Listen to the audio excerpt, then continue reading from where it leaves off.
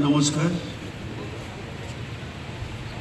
আজ 15ই আগস্ট ভারতের 80তম স্বাধীনতা দিবস।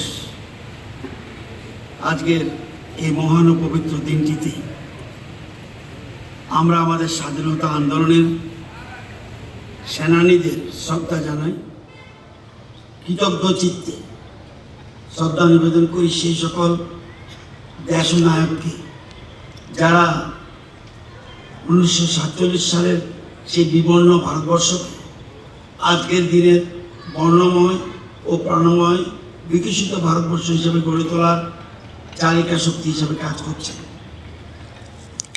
আমাদের দেশের ইতিহাসে 3টি দিন অত্যন্ত গুরুত্বপূর্ণ: 15ই আগস্ট স্বাধীনতা দিবস, 26শে জানুয়ারি প্রজাতন্ত্র দিবস এবং 2রা অক্টোবর মহাত্মা গান্ধীর জন্মদিন।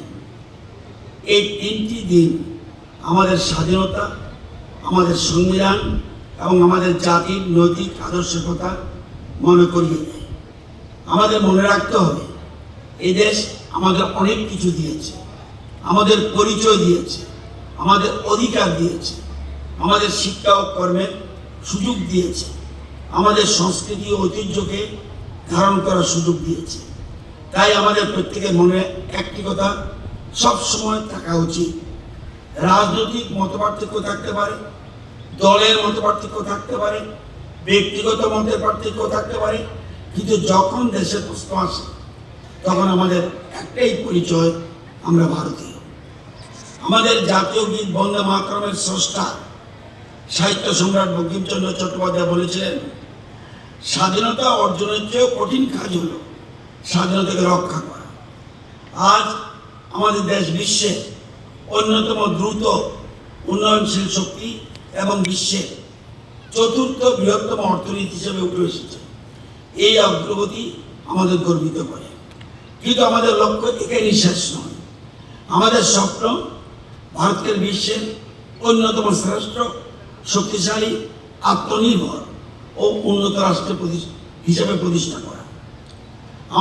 আমাদের জাতীয় পতাকা তেরঙ্গা শুধু একটা কাপড়ের টুকরো নয়, এর সঙ্গে জড়িয়ে আছে কোটি কোটি ভারতবাসীর আবেগ, আত্মত্যাগ, স্বপ্ন ও গৌরব।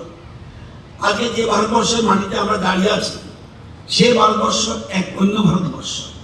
বলা যায় আজকের ভারতবর্ষ এক অনন্য ভারতবর্ষ। ক্ষুধা, দারিদ্র আর বঞ্চনার বিবর্ণ এই দেশে একসময় স্লোগান উঠত, গরিবি হটাও।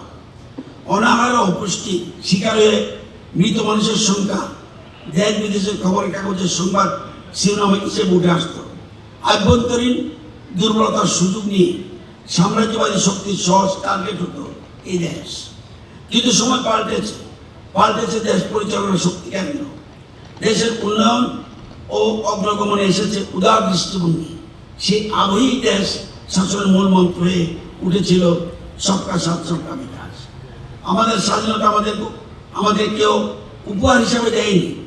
এই স্বাধীনতা অর্জিত হয়েছে রক্তের বিনিময়ে, অসংখ্য আত্মত্যাগের বিনিময়ে, কারাবরণের বিনিময়ে এবং অগণিত মানুষের ত্যাগ ও সংগ্রামের মাধ্যমে।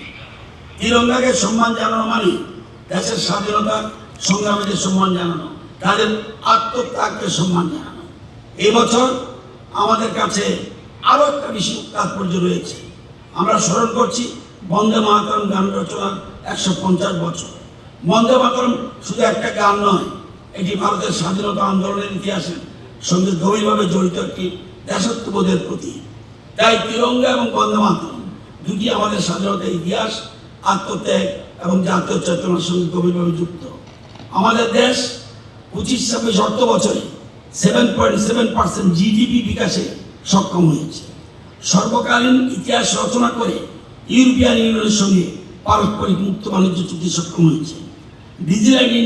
ডিজিটাল ইন্ডিয়া প্রধান হাতিয়ার ইউনিফাইড পেমেন্টস ইন্টারফেস, যাকে ইউপিআই বলি, সমগ্র বিশ্বকে অবাক করে জানুয়ারি 2026 সমকালীন 21.70 বিলিয়ন লেনদেন করতে সক্ষম হয়েছে, যার আর্থিক মূল্য 28.23 লক্ষ ক্রোড়।